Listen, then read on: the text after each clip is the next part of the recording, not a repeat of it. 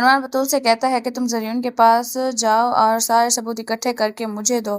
اس پر بطول راضی ہو جاتی ہے اور وہ زریون کے پاس چلی جاتی ہے۔ ادھر شاہزین اپنی کمپنی کی کامیابی کی خوشی میں ایک ڈنر رکھتا ہے اور وہاں راہا کو اسپیشل گیسٹ کے طور پر دعوت دیتا ہے۔ جب راہا پارٹی میں بہت پیاری طرح تیار ہو کر آتی ہے تو شاہزین اسے شادی کے لیے پرپوز کر دیتا ہے۔ اس پر راہا بہت حیران ہو جاتی ہے اور وہ کہتی ہے کہ مجھے سوچنے کے لیے کچھ وقت چاہیے اور یہ کہہ کر وہاں سے چلی جاتی ہے۔ ادھر زریون کی پہلی بیوی ماریا ارمان کے ساتھ زریون کے پاس آ جاتی ہے اور اس کا گریبان پکڑ کر کہتی ہے کہ میری پراپرٹی واپس کرو ورنہ میں تمہیں عدالت میں گھسیٹوں گی۔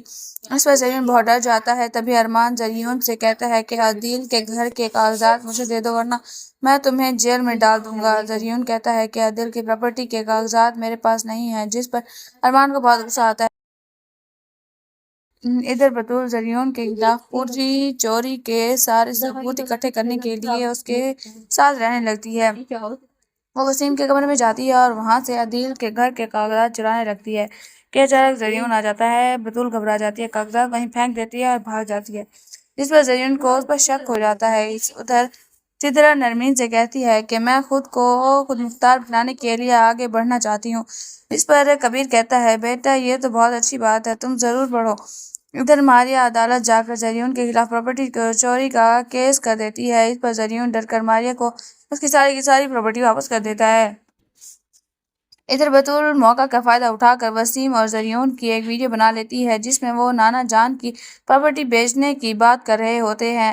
پھر وہ ویڈیو ارمان کو دکھاتی ہے۔ اس پر ارمان کہتا ہے تم نے بہت اچھا کام کیا ہے۔ ادھر زریون اور وسیم انویسٹرز کے تمام شیئرز بیچ کر ملک سے بھاگنے کے لیے ایئرپورٹ جاتے ہیں۔ جب ارمان کو یہ پتہ چلتا ہے تو وہ فوراً ان کی لوکیشن ٹریس کرتا ہے جو ایئرپورٹ نکلتی ہے۔ ایئرپورٹ پر وہ فلائٹ میں جانے ہی والے ہوتے ہیں کہ ارمان پولیس کے ساتھ پہنچ کر انہیں پکڑ لیتا ہے۔ پولیس انہیں گرفتار کر کے جیل لے جاتی ہے اور عدالت انہیں عمر قید کی سزا سنا دیتی ہے۔ اس کے بعد ارمان زریون سے عدیل کے گھر کے کاغذات لے کر عدیل کو دے دیتا ہے۔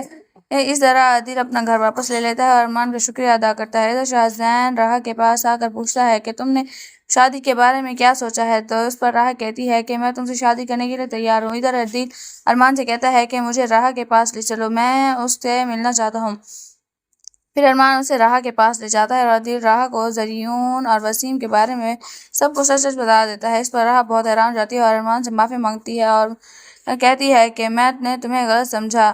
پھر سب معاملات ٹھیک ہو جاتے ہیں اور ارمان اور راہا نانا جان کا کاروبار سنبھال لیتے ہیں۔ اسی دوران آسیہ راہا سے کہتی ہے کہ بطول میں بھی تمہاری بہنوں جیسی ہے، اس لیے آدھی پراپرٹی اس کے نام کر دو۔ اتنے میں عدیل آ جاتا ہے اور آسیہ پر غصہ کرنے لگتا ہے کہ اسی وقت وہ وہاں سے چلی جائے۔ ادھر ارمان راہا کو شادی کے لیے پرپوز کرتا ہے لیکن راہا کہتی ہے کہ وہ شاہزین کو ہاں کر چکی ہے۔ ارمان اداس ہو جاتا ہے اور کہتا ہے کہ تم مجھ سے محبت کرتی ہو اور وہاں سے چلا جاتا ہے۔ آخر میں شاہزین اور راہا دلہا دلہن بن کر اسٹیج پر بیٹھے ہوتے ہیں کہ ارمان آ جاتا ہے اور کہتا ہے کہ یہ تم سے شادی تو کر رہی ہے مگر محبت مجھ سے کرتی ہے۔ اس پر شاہزین راہا سے کہتا ہے کہ تم جس سے محبت کرتی ہو اسی سے شادی کر لو۔ تب راہا کہتی ہے کہ وہ ارمان سے محبت کرتی ہے۔ دوستو آپ کے کیا خیال ہے کہ راہا کی شادی ارمان سے ہونی چاہیے یا شاہزین سے؟ اگر آپ ارمان کے حق میں ہیں تو چینل کو سبسکرائب کریں اور اگر شاہزین کے حق میں ہیں تو ویڈیو کو لائک کریں کہ کمنٹ میں ضرور بتائیں۔ اور ہم نے یہ ویڈیو آپ کو انٹرٹین کرنے کے لیے بنائی ہے۔